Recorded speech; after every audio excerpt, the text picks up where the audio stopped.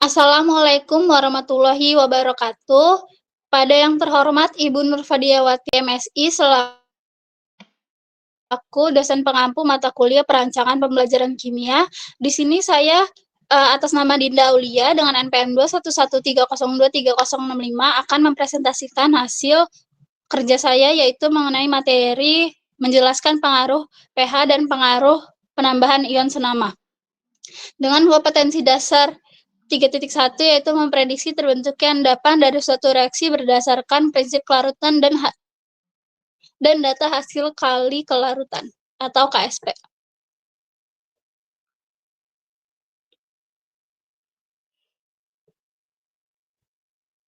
Dengan nama penyusun saya sendiri, mata pelajaran kimia fase F kelas 11, jumlah peserta didik 30 orang, mode pembelajaran tatap muka dan alokasi waktu 2 kali 45 menit. Dengan keragaman murid, yaitu kesiapannya, peserta didik telah diajarkan kelarutan, tetapan hasil kelarutan KSP, dan hubungan di antara keduanya. Minatnya belum dilakukan pendataan mengenai minat siswa dan profil belajar belum diketahui gaya belajar siswa. Pada rencana pembelajaran kali ini itu kontennya saya sediakan informasi dalam bentuk wacana, bahan ajar, dan percobaan mengenai pengaruh ion senama dan pengaruh pH terhadap kelarutan. Prosesnya yaitu dengan pembelajaran menggunakan model discovery learning. Produknya yaitu siswa mampu melakukan refleksi, resum, dan membuat kesimpulan secara lengkap dan komprehensif dari materi yang terkait kelarutan dan hasil kali kelarutan atau KSP, pengaruh ion senama, dan pengaruh pH. Pada profil pelajar Pancasila yaitu beriman dan bertakwa kepada Tuhan Yang Maha Esa dan berakhlak mulia, berperilaku jujur dan disiplin dan bertanggung jawab, memiliki rasa ingin tahu, teliti, dan komunikatif. Pada kompetensi awal yaitu peserta didik telah mempelajari kelarutan, tetapan hasil kelarutan atau KSP, dan hubungan di antara keduanya. Masuk kepada kompetensi dasar. Pada kompetensi dasar sikap sosial,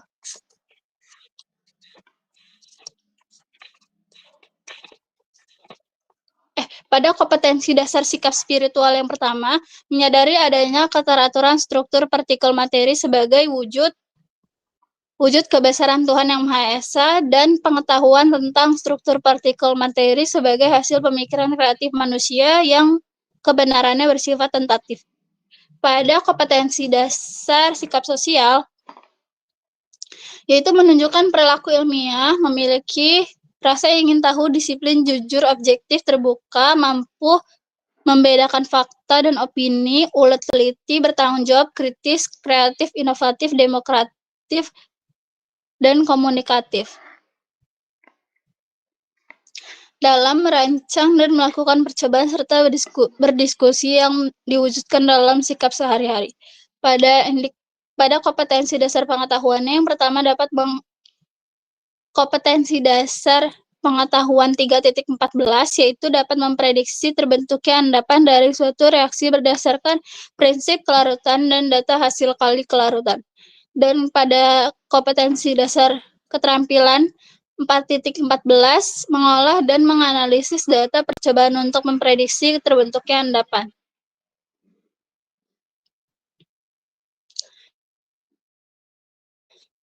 Adapun tujuan pada sikap spiritual yang pertama, menunjukkan rasa syukur sebagai wujud kebesaran Tuhan Yang Maha Esa dengan adanya prinsip kerja kelarutan dan hasil kali kelarutan dan hasil pemikiran kreatif manusia yang kebenarannya bersifat tentatif.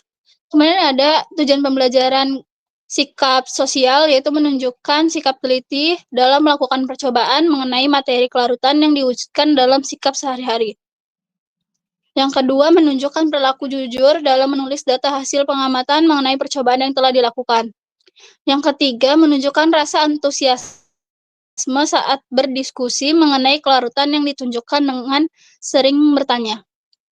Pada tujuan pembelajaran dengan kompetensi dasar pengetahuan 3.14.1 yaitu menjelaskan pengaruh ion senama terhadap kelarutan. Yang kedua, menghitung kelarutan senyawa akibat penambahan ion senama. Yang kedua, menjelaskan pengaruh pH terhadap kelarutan dan senyawa basa yang sukar larut. Yang keempat, menjelaskan pengaruh pH terhadap kelarutan dari larutan garam yang sukar larut. Yang kelima, menghitung nilai kelarutan suatu senyawa berdasarkan pengaruh pH. Pada tujuan pembelajaran keterampilan yang pertama, yaitu mengamati gambar mengenai penambahan ion senama terhadap larutan jenuh CaCO3.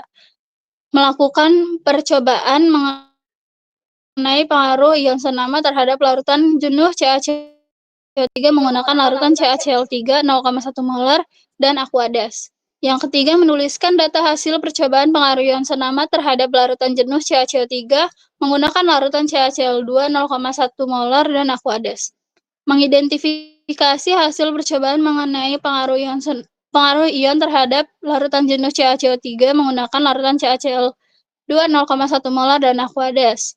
Mengurutkan kelarutan CaCO3 dalam Aquades dan CaCl2 berdasarkan percobaan. Yang keenam, menuliskan kesetimbangan CaCO3 dan reaksi ionisasi CaCl2 dalam larutan jenuh. Yang ketujuh, mengidentifikasi ion manakah yang sama dari reaksi-reaksi ionisasi CaCl2 dalam larutan jenuh CaCO3. Yang kedelapan, menentukan arah kesetimbangan bergeser setelah penambahan ion senama ke dalam larutan jenuh CaCO3 berdasarkan asas Le-Chatelier. Menyimpulkan pengaruh yang akan terjadi bila ion senama terus ditambahkan dan pengaruhnya terhadap kelarutan. Yang ke-10, mengidentifikasi kelarutan CaCO3 dalam Aquades.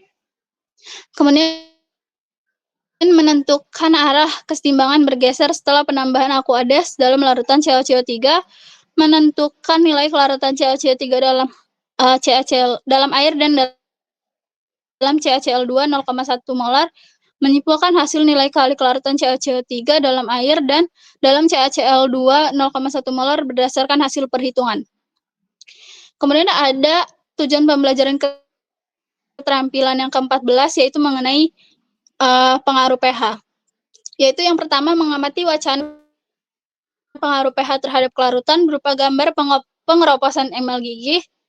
Kemudian melakukan percobaan mengenai pengaruh pH terhadap kelarutan basa MgOH2 dan garam PbCl2 menggunakan larutan HCl, NaOH, dan Aquades. Menuliskan data hasil percobaan pengaruh pH terhadap kelarutan MgOH dan garam PbCl2 menggunakan larutan HCl, NaOH, dan Aquades. Mengidentifikasi hasil percobaan mengenai pengaruh pH terhadap kelarutan basa MgOH2 menggunakan larutan HCl, NaOH, dan Aquades. Mengurutkan kelarutan MgOH2 dalam Aquades, larutan HCl pH 2, dan larutan NaOH pH 12 berdasarkan percobaan. Menuliskan kesetimbangan kelarutan MgOH2 dalam larutan jenuh. Menuliskan reaksi ionisasi pada larutan NaOH. Mengidentifikasi pergeseran kesetimbangan MgOH2 akibat penambahan ion senama OH- dari larutan NaOH. Mengidentifikasi pengenceran kesetimbangan MgOH2 akibat penambahan ion senama OH- dari larutan NaOH. Terus menyimpulkan spesi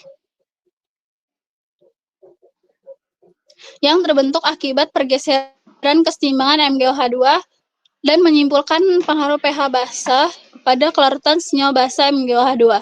Mengidentifikasi perubahan pH larutan sesuatu zat yang bersifat basa seperti MgOH2 pH 12 jika ditambahkan suatu asam seperti HCl dengan pH 2. Mengidentifikasi pergeseran kesetimbangan MgOH2 akibat penambahan asam.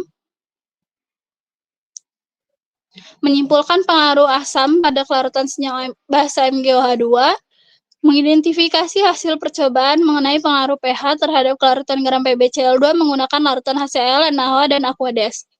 Mengurutkan kelarutan larutan PbCl2 dalam Aquades, larutan HCl dengan pH 2 dan larutan NaOH pH 12 berdasarkan percobaan.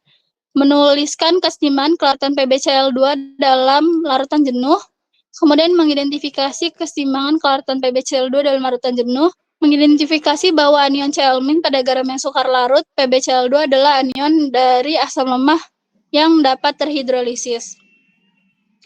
Menuliskan reaksi hidrolisis dari anion Cl-, mengidentifikasi pergeseran reaksi hidrolisis anion Cl- akibat penambahan OH- dari larutan NaOH.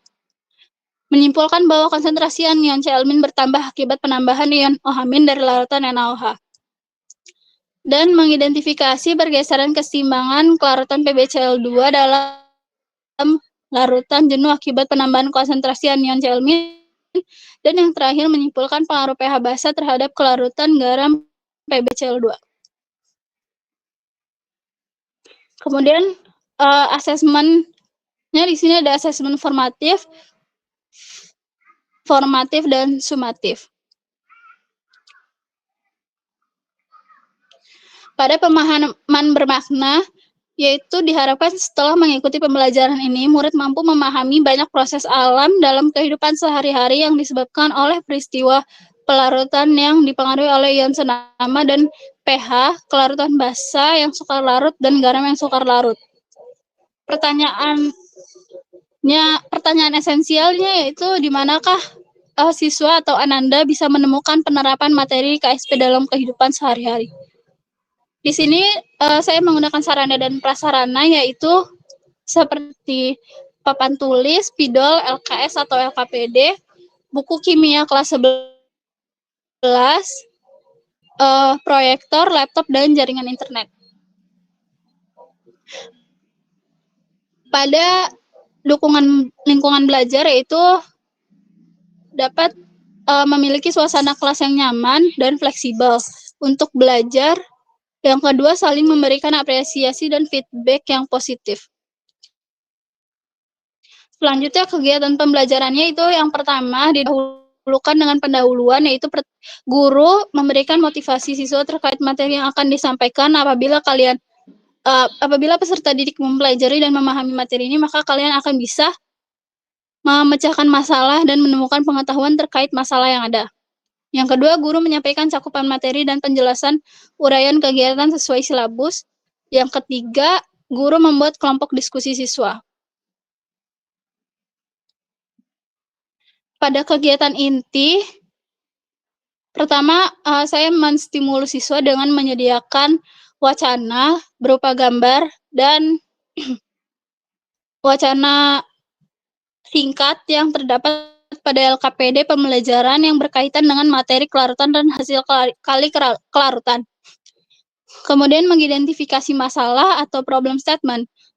Setelah siswa itu memperhatikan video atau wacana yang telah disajikan oleh guru, timbul pertanyaan yang mungkin yaitu bagaimana jika dalam larutan jenuh ditambahkan CaCl2? Apakah CaCl2 mempengaruhi kelarutan? Dan guru membimbing murid dalam membuat pertanyaan agar tidak menyimpang dari tujuan pembelajaran. Kemudian ada kegiatan pengumpulan data atau eksperimen. Murid dalam kelompok berdiskusi mengolah data hasil pengamatan dengan berdiskusi data yang diperoleh dari mengolah informasi materi kelarutan dan hasil kali kelarutan yang sudah diperoleh dari diskusi dengan melakukan aktivitas yang terdapat pada LKPD. Murid melakukan percobaan terbimbing oleh guru tentang pengaruh ion senama dan pengaruh pH terhadap kelarutan.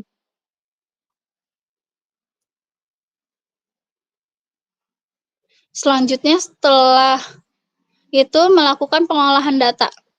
Mengolah dan menganalisis data hasil kelarutan dan hasil kali kelarutan. Kemudian murid berdiskusi tentang data yang sudah dikumpulkan atau terangkum dalam kegiatan. Yang ketiga, mengolah informasi yang dikumpulkan dari hasil kegiatan mengamati dan kegiatan mengumpulkan informasi pada LKPD. Kemudian menjawab beberapa masalah yang timbul di LKPD dengan bersumberkan pada literatur yang ada. Kemudian ada pembuktian. murid mempresentasikan hasil diskusi yang telah dilakukan, yaitu dengan murid dari kelompok lain beserta guru memberikan tanggapan dan menganalisis hasil presentasi meliputi tanya jawab untuk mengkonfirmasi dan memberikan tambahan informasi, melengkapi informasi ataupun tanggapan lainnya. Kemudian ada kegiatan menarik kesimpulan. Murid melakukan refleksi, resume, dan membuat kesimpulan secara lengkap, komprehensif, dan dibantu oleh guru dari materi yang terkait Clarton dan hasil kali Clarton atau KSP. Kemudian kegiatan terakhir yaitu penutup. Guru dan murid merangkum bersama pembelajaran yang telah dilaksanakan. Guru mengingatkan tentang materi untuk pertemuan berikutnya, dan yang ketiga, guru dan murid mengucapkan salam dan berdoa. Sekian, terima kasih presentasi RPP dari saya. Apabila banyak kesalahan, saya mohon maaf, saya tutup. Wassalamualaikum warahmatullahi wabarakatuh.